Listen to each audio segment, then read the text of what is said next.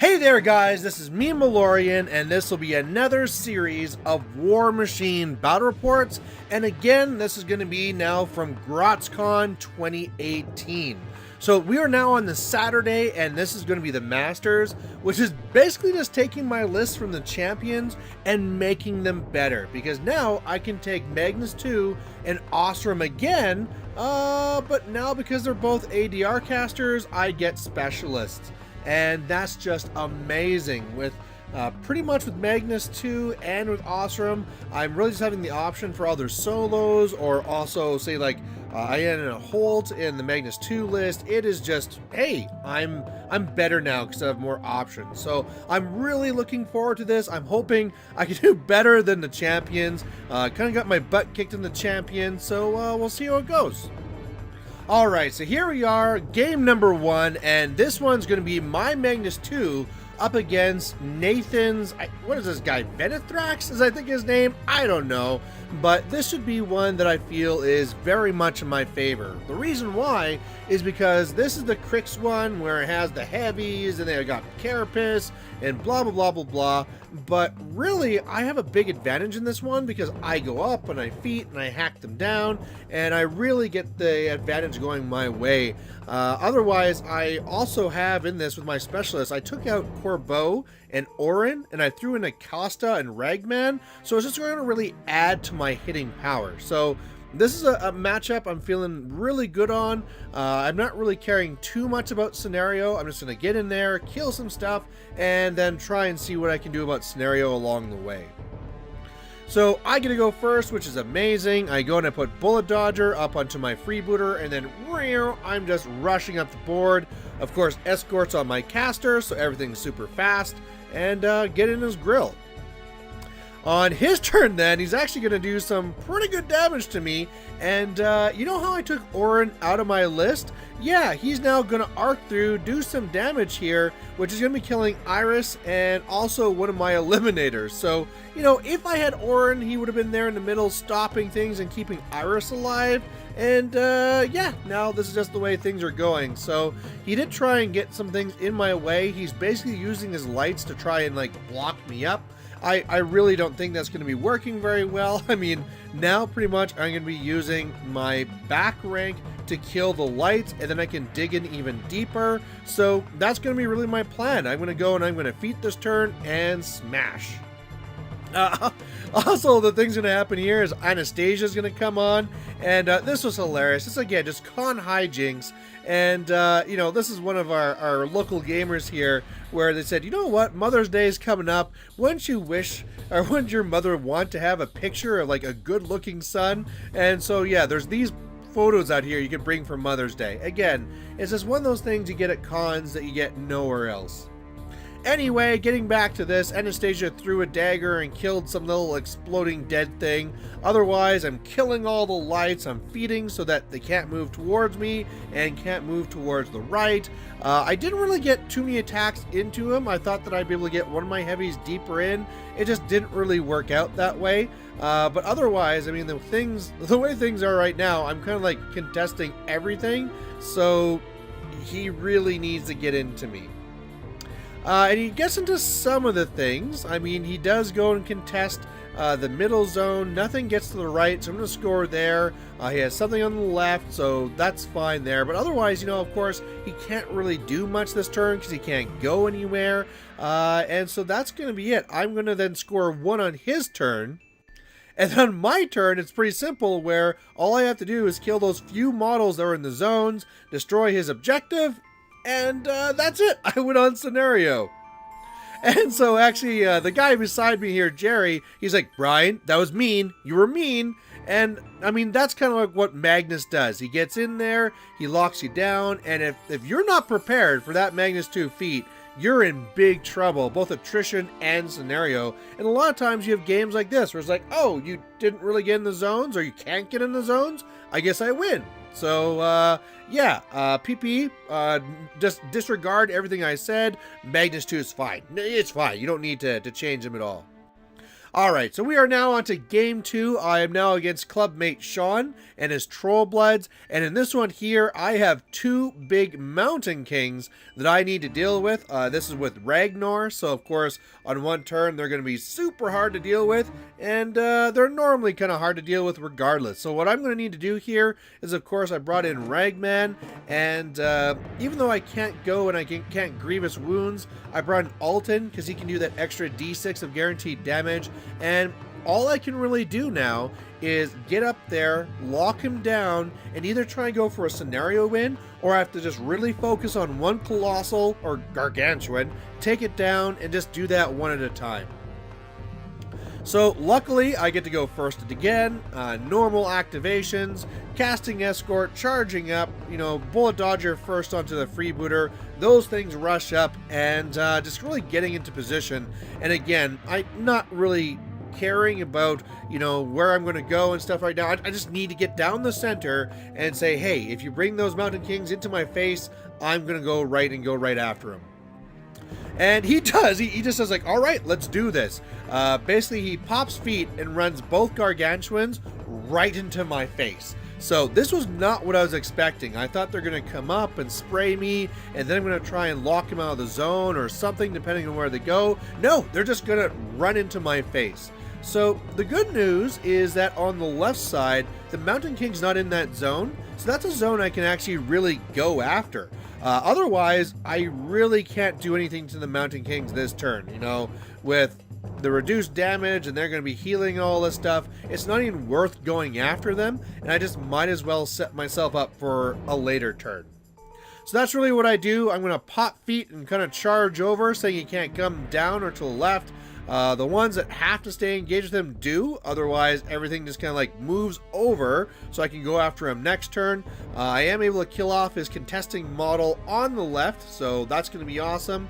He would be able to get in there and contest it with like an Axer or something, but he might not, and we'll have to kind of see what he does. Otherwise, yeah, this turn here, on the right, I'm contesting that zone, and yeah, I just gotta hope he doesn't do anything too nasty to me.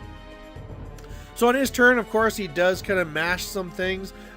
He misses the Freebooter, so he gets the dance around type thing, but he does destroy one of the Nomads, and then the Mangler's pretty messed up, although it does have its most important things, which is Cortex and its weapon. The biggest thing that really reduced him is the way that he had his Gargantuans is that the right Mountain King wasn't engaging anything, so the way that I popped my feet, it couldn't do anything but stand there and spray, which is pretty awesome.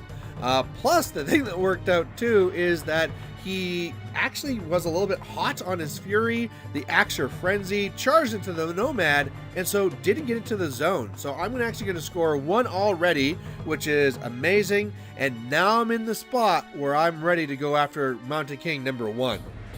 So basically I go up there with Ragman, he's going to do his whole death field thing, and then I'm just going to keep on hacking away at that thing till it died. So it took a lot, and then of course after I do as many things as I can to try and kill off all of the little whelps that are all over the place. I also kill off the Axer as well, and so this is great. I also kill off just his little solo that was there on the left as well, not on the left, on the right.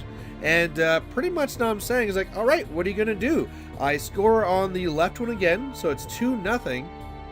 And more importantly, if that right Mountain King wants to go and start moving to the left, well, he's going to have to abandon the right one, and then that's going to make things very difficult for him. Also, I got a Freebooter that's kind of like in his face, because one of the ways I got rid of all these whelps is I trampled over them, so that was a pretty cool move. But yeah, definitely Sean's in a hard spot right now with Gargantuan being down. So he does do pretty good. He comes over here, he destroys one of the Mangler, he also destroys a Nomad, and otherwise whelps are going everywhere, just trying to contest everything. And really that's not going to be too bad. I mean, I can easily kill the whelp on the right, I can pretty easily get the zone on the left again, and then after that I'm just really going after that second Gargantuan. So that's what I do, and wow, it just goes great. I clear out both of the round zones. I'm going to score both of them, And again, with that death field and just so many heavies there, I'm able to hack through the second Mountain King. And I mean, now guys, we know this one's over because he just basically has nothing, and I'm all ready to win this on scenario. Mag2 is hiding on the other side of a forest, so Ragnar can't really do anything. And yeah, that's really it. So after that, he kind of looks at it and says, you know what, that's it, I'm going to throw in the towel because I just can't really do it. And so there you go. So a second win for the mercenaries. And again, it really just comes down to Magnus and that amazing feat. I mean, being able to lock things down is so good. I mean, sure, you have to get him up there, and, you know, it's only two directions type thing, but it's so powerful. I love Mag2 so much. You know, he used to be my favorite caster back in Mark II, and I love the fact that I can make him do really well in Mark III. So there you have it, winning 2 games already. Let's go on to game 3. All right. So game 3 now, this is going to get a little bit scary because I'm going to be up against Tyler and his Cricks. And this one here is going to be the feedback list. Now, this is not the Scar version where there's going to be double feedback, but still, you know, all the feedback attacks he has here are going to be enough. Plus, he has the Negra as well. So, I mean, even if he's not feedbacking and killing my caster, all this infantry can charge in and possibly, like, kill off a bunch of jacks, and I can be in a lot of trouble. So, I'm going to be very careful here to be trapping his guys, killing as many of the raiders as I can, and then always camping with Magnus so I can control the damage coming in from feedback. But I mean, as long as I'm always camping, you know, like 4 or something, I should be okay. But man, I mean, feedback stuff can happen so fast and you're just dead. So I'm really nervous going into this game. Pretty much my win condition for this is probably going to be scenario. I don't see myself winning on assassination here. I'm just going to need to grind things down. Of course, hopefully getting some scores with my feet and going from there. All right, so luckily, again, I get to go first, which is amazing. And one of the unfortunate things, though, is that before I go with Magnus, my freebooter kind of like takes off. So I have to actually put Bullet Dodger onto the Mangler instead, and then kind of go up there with Magnus. So yeah, not really exactly my good old start already. I'm already kind of fumbling things because I'm nervous. But again, I'm just cramming things up the front. And again, he's going to be having some ambushers as well. So I have to be watching how close I am to the sides. But yeah, you know, it's not so bad. We're doing okay. On his turn, he's going to really explode at me, and this is what you want to do, because even though Magnus's feat is amazing, he's only control 12. So with one unit being on either flank, I can really only affect one or the other. So what my plan is because he actually has the UA exposed on the right, I'm going to have Anastasia come in and kill her, and that'll really take the bite out of that one. And meanwhile, I'm going to hit hard to the left side and try and kill off as many of these raiders as possible, knowing that on the right side, I'm going to be, you know, more protected because of the rock and just things being out of my way. So that's what I'm going to try and do here. So that's what I basically do, although I do make a little bit of a mistake here in that Anastasia forgot to charge. So that was just really stupid on my part. Also, I really fumbled this turn where normally I'd be leaving a model for me to charge, and I get in there with Magnus, and after a few activations, I realized that between the forest and all my jacks in the way, I had no legal charge targets. So, the stress of this game is really getting to me. I'm making mistakes, and what I decide to do then is, you know what? Let's just hold the feet. At this point, I'm not even going to do very much. I've already decimated most of the raiders on the left side. Yeah, let's just hold that and see what happens. So, a little bit of a mistake for me, but hey, you know what? Holding this feat for a later turn might be all right as well. So on his turn then, he has his ambushers coming in on the right. They are able to kill off one of the eliminators, but not the second one, so he's not going to be able to clear out that zone. Of course, he's able to easily run something into my zone to contest. That's no big deal. But this is where the feedback's going to start coming in. So he's going to come up here. He's going to be popping his feet with Denny. So all my stuff is weaker. And then just a lot of attacks. Doing my best to reduce that with my focus. But again, Magnus takes 5 damage this turn from feedback. So yeah, you know, always does something that's super, super scary. And now because I'm on their feet, there's not too much I can do to try and come back. He also scored 1 point on his own zone. But you know what? This is not too bad because like I said, I can go in, try and kill what I can now. I can start scoring on the left zone. And I can actually pop my feet now. And I think it's going to work out okay. So that's what I'm able to do. I'm able to clear out everything from the left zone, get my toe into his zone. On the right side, that eliminator kind of like really just screws up and doesn't do much of anything at all. So I don't really do much there, but where I place myself is in a great position where a lot of things are super locked down, and I'm saying you can't go down, can't go to the left. And so yeah, I kill off a lot of things. I'm camping almost my entire stack, so I should be pretty safe.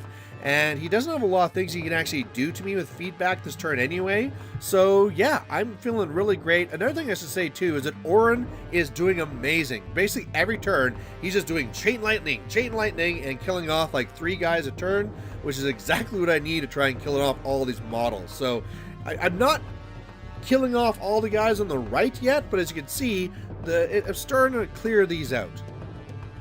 Coming back then to Crix, Tyler's going to do something that was really unexpected. So I specifically done my feet in placement so that Barathrum couldn't get to me.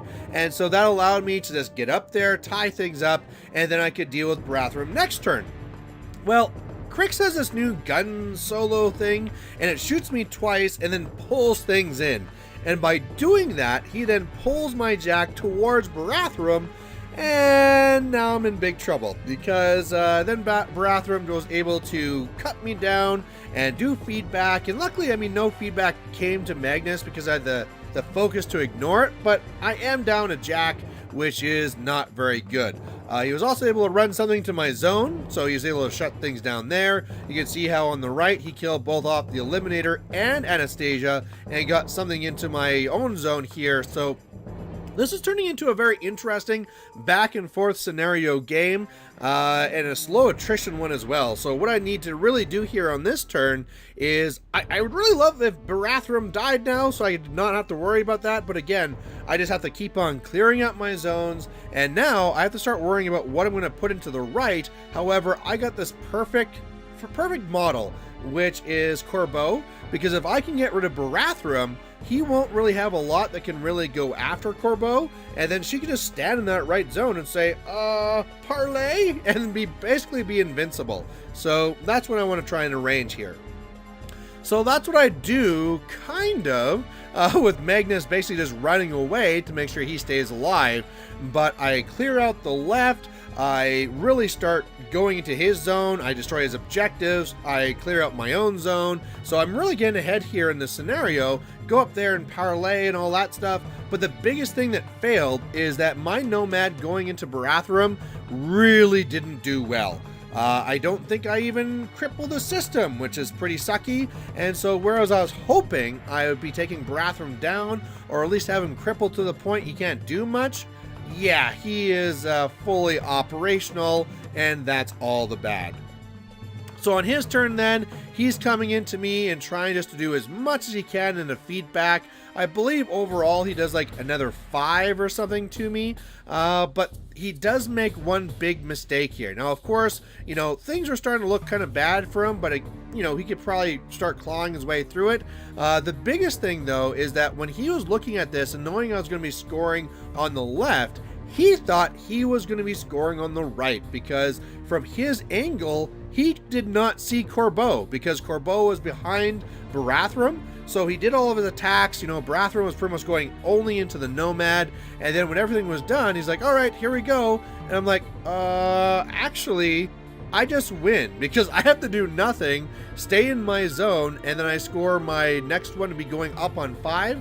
And that's the game. So it was kind of a anticlimactic end, but man, this was a stressful game. Again, if it was Scar 1 who could put up the extra feedback damage, then it's just super dangerous. But man, Denny 1, lowering all your armor and stuff means that these raiders are actually doing damage to you for sure, and then makes it so hard to come back and try and do anything to them. I mean, you're basically swinging on these defense 14s where you're, mat 4. I mean, good luck trying to you have to boost every attack trying to get anything done. So I'm really happy now. I won my 3rd game, and the awesome thing now is that now I'm in basically the top 4. So I'm going to be facing someone, and my brother's going to be facing someone, and we can have a final game where it's going to be brother versus brother. So that's what I'm going to try and do, but yeah, we're going to have a tough road to get there. So my opponent is going to be Chris Dancox. He is an amazing player. You've probably heard him on several podcasts now. He's winning lots of events. So this is dangerous, and he's doing his Borka against me. Now, I know that he's been loving his Borka list, but it's not something that I've been really having a lot of practice against. This is always one of the problems, is that in my meta there's not a lot of troll players, whereas in Calgary, where he's from, there's quite a few troll players and quite a few good troll players. So I am a little bit worried here that there's going to be a knowledge issue, although at the start of the game I asked all the questions, made sure I knew what everything did, so I'm not going to be like completely ignorant of anything, but yeah, it's going to be kind of dangerous.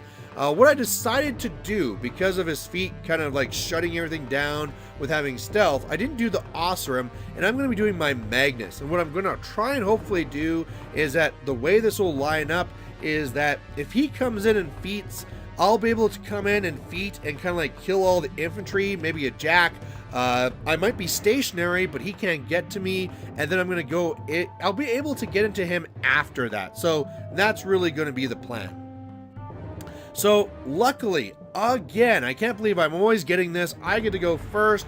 Bullet dodger, escort, the usual thing. I'm rushing up here, trying to get into his face. Of course, just making sure that I'm not in a spot where he can get free shots on me.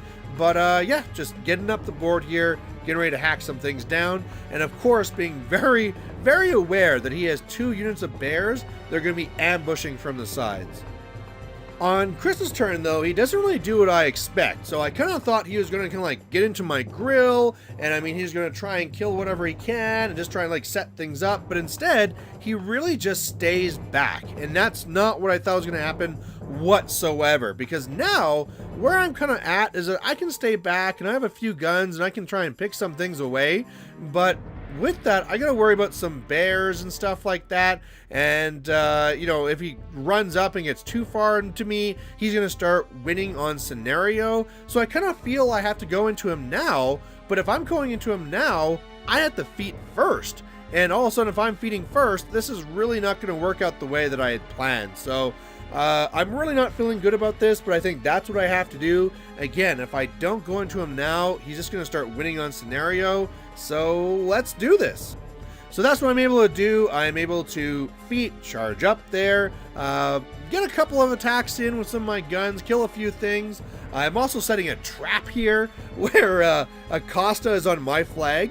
And I know the bears can get to me, but I mean, at defense 15, he's probably going to miss. Then I'll get to return attack and like kill bears for free. So that's what I'm hoping happens. Otherwise, Anastasia comes in from the right.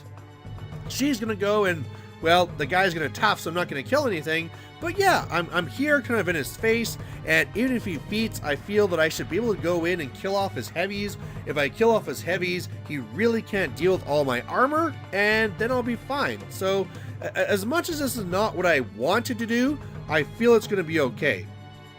So what he's going to do on his turn then is that he's going to feat. The Mauler's going to come in, and he's going to be able to kill one of my heavies because I couldn't get him in my feat range. The Earthborn's going to back up, and otherwise he's just jamming me. All this infantry just getting in my face and making it harder for me to do anything. Plus, he also clears up the right flag, and he's going to score there while he contests everything else.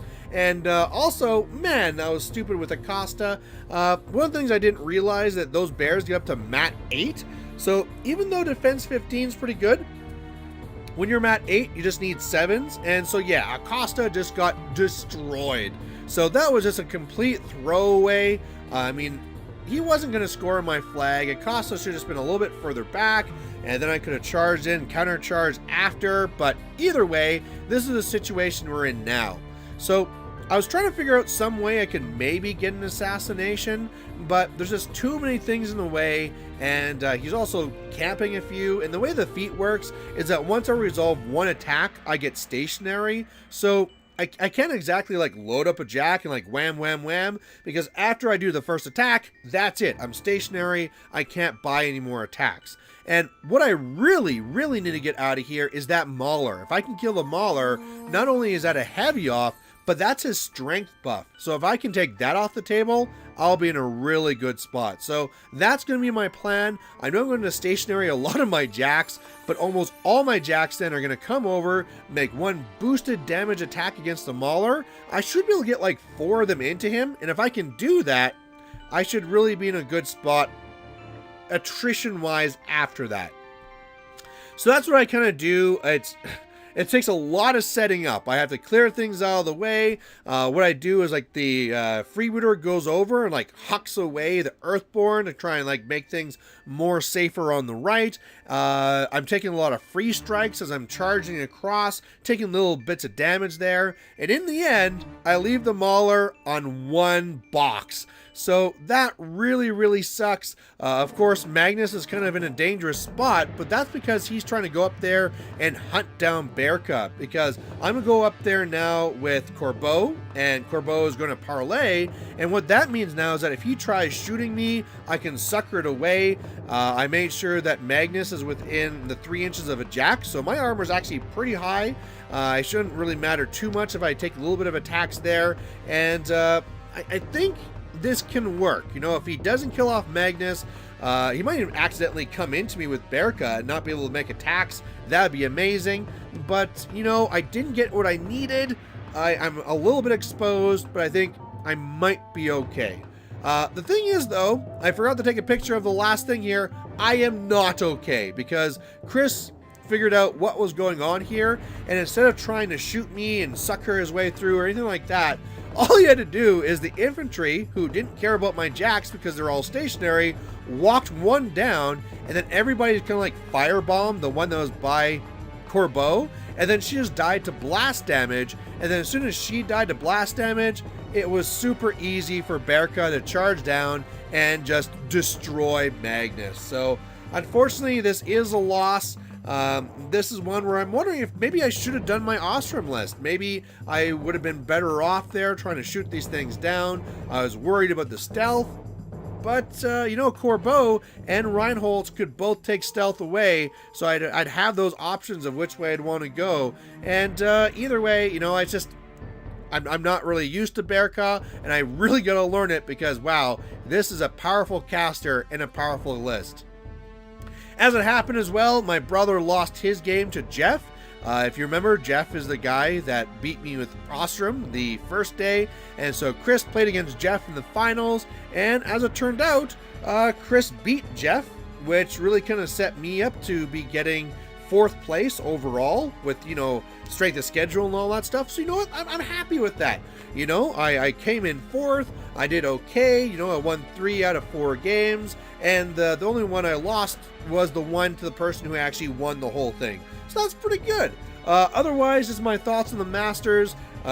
Mercenaries are in a very great spot with the ADR right now, and of course with so many different solos, the ability to pick which solo you want for a given situation is so good. So I'm happy I got to do this. In previous years, I did this as a no chance qualifier where my kids made my list, so it's nice to actually play this and actually try. And now the only thing that's left after, of course, you know, we had some fun doing some extra games and we did werewolf and all that type of stuff. But now tomorrow, next video, is going to be the AWI. That's the Alberta War Machine Invitational, where all the players who tried racking up points from doing tournaments over the year are now going to go and play. It'll be the best of the best, the top 16.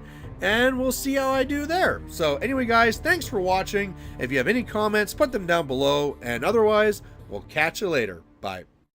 Hey there, if you liked watching this video, please go down and give it a like down below you here. And if you have any concerns or questions or comments, please put those in the comment section as well. You know, the best way for me to give you what you want to see is if you tell me what you like seeing and what you don't like seeing. So otherwise, thanks for watching, and we'll catch you later.